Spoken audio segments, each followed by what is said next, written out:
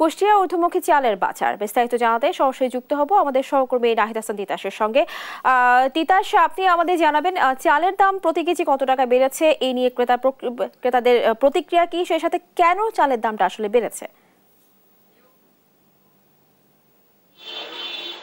স্নেহা, আসলে হঠাৎই কিন্তু কুষ্টিয়ার বাজারগুলোতে ঈদের পর থেকে সব ধরনের চালের দাম কেজিতে বেড়েছে 2 থেকে 3 টাকা করে। আপনি জানেন কিছুদিন আগেই কিন্তু বোরো মৌসুম চলছিল, এই বোরো মৌসুম শেষ হওয়ার সাথে সাথেই কিন্তু কুষ্টিয়ার যে চালের বাজার সেটি কিন্তু ঊর্ধ্বমুখী হয়ে গেছে। আমি রয়েছি কুষ্টিয়ার সবচেয়ে বড় খুচরা বাজার পৌর বাজারে। এ বাজারের আজকের বাজার দর যদি আমি জানাই, যেমন মিনিকেট খ্যাত কুষ্টিয়ায় সরু যে মিনিকেট চাল সেটি বিক্রি হচ্ছে কেজিতে 3 টাকা বেড়ে 78 টাকা কেজি দরে। এছাড়া কাজললতা চালও কেজিতে 2 টাকা বেড়েছে, বেড়ে বিক্রি হচ্ছে 68 টাকা কেজি দরে। এবং মোটা যে আটাশ চাল রয়েছে সেটি বিক্রি হচ্ছে 58 টাকা কেজি দরে। এবং সর্বনিম্ন যে চাল, অর্থাৎ যেটাকে আমরা মোটা চাল বলি, গরিবের চাল বলি, সেই চালটিও কিন্তু বিক্রি হচ্ছে 54 টাকা কেজি দরে। অর্থাৎ আমরা বলতে পারি যে কুষ্টিয়ার বাজারগুলোতে কিন্তু এখন বর্তমানে 54 টাকার কেজির নিচে কিন্তু কোনো চাল নেই। অর্থাৎ সব ধরনের যে চাল রয়েছে সেগুলো কিন্তু কেজি প্রতি প্রায় 2 থেকে 3 টাকা করে বেড়েছে। আসলে এই যে চালের দাম এই সময় বৃদ্ধিতে কিন্তু ক্রেতাদের মধ্যে বিরূপ প্রতিক্রিয়া সৃষ্টি হয়েছে। ক্রেতারা বলছে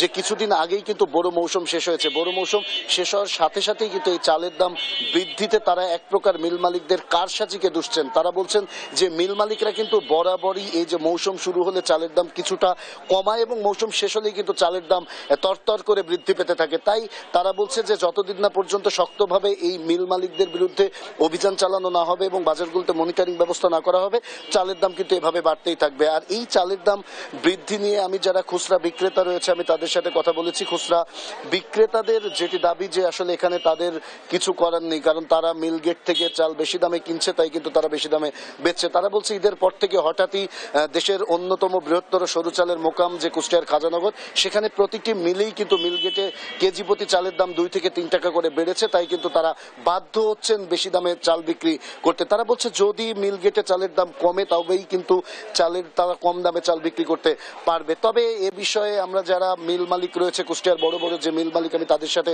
কথা বলেছি। বড় বড় মিল মালিকের কিন্তু বরাবরের মতো একই অজুহাত যে হঠাৎ ধানের দাম বৃদ্ধি পেয়েছে এবং বাজারে তারা পর্যাপ্ত পরিমাণ মিলের জন্য ধান পাচ্ছে না, যার কারণে কিন্তু চালের দাম বাড়াতে তারা বাধ্য হচ্ছে। তবে আমরা দেখেছি বরাবরই কিন্তু কুষ্টিয়ার এই চালের বাজারটি কিন্তু এই মিল মালিকদের হাতেই নিয়ন্ত্রিত হয়। কথিত রয়েছে যে কুষ্টিয়ার বড় বড় মিল মালিকদের কাছে এক প্রকার এই চালের যে বাজার সেটি কিন্তু জিম্মি হয়ে পড়েছে। তারা যখন খুশি তখন ইচ্ছা মতো চালের দাম বাড়ায় এবং চালের দাম কমায়। আমার সাথে একজন খুচরা বিক্রেতা রয়েছে, আমি তার সাথে একটু কথা বলতে চাই। আসলে এই যে হঠাৎ আমরা দেখছি ঈদের পর থেকে চালের দাম বৃদ্ধি পাচ্ছে, এই চালের দাম বৃদ্ধি পাওয়ার কারণ কি এবং কত টাকা চালের দাম বেড়েছে?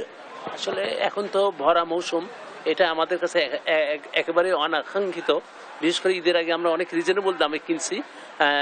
ঈদের পরে হঠাৎ করে মিল বন্ধ ছিল, ঈদের পর মিলাররা বলছে ধানের দাম বাড়তি হয়েছে। তারা সেই এক্সকিউজটা দেখাচ্ছে। আমরা জানি না নিউজটা অথেন্টিক কিনা, তবে ওই প্রত্যেক কেজিতে 2 থেকে 3 টাকা পর্যন্ত বাড়তি রেটে আমাদের ঈদের পর থেকে চালগুলো কিনা লাগছে। এবং মার্কেটে সাপ্লাই পর্যাপ্ত না, মানে যে পরিমাণ ডিমান্ড তার চাইতে সাপ্লাই কম, ডিমান্ড অনেক বেশি। সব মিলে বাজার অস্থিতিশীল। যেমনটি শুনছিলেন খুচরা বিক্রেতারা, আসলে খুচরা বিক্রেতার কিন্তু এক প্রকার যারা বড় বড় মিল মালিক রয়েছে তাদেরই দোষাচ্ছেন। তারা বলছেন যে আসলে বাজারে কিন্তু এই যে চালের দাম বাড়ছে এর পিছনে কিন্তু কুষ্টিয়ার যে বড় বড় মিল মালিকগুলো রয়েছে তারাই দায়ী। স্নেহা, আপনাকে একটু জানিয়ে রাখতে চাই যে বাংলাদেশের অন্যতম সরু চালের মোকাম কিন্তু কুষ্টিয়ার খাজানগর। এখানে প্রায় 400 থেকে 450 চালকল রয়েছে এবং প্রতিদিন কিন্তু এই মিলগুলো থেকে দেশের বিভিন্ন জেলায় 100 ট্রাক চাল চলে যায়। তাই যখন কুষ্টিয়ার চালের বাজার ঊর্ধ্বমুখী হয় তখন কিন্তু সারা দেশের চালের বাজারই ঊর্ধ্বমুখী হওয়ার সম্ভাবনা দেখা দেয়। এই ছিল কুষ্টিয়ার চালের বাজার থেকে আমার কাছে সর্বশেষ খবর। স্নেহা। তিতাস, আপনাকে ধন্যবাদ। দর্শক, শুনছিলাম কুষ্টিয়া থেকে চালের বাজারে সর্বশেষ খবরাখবর।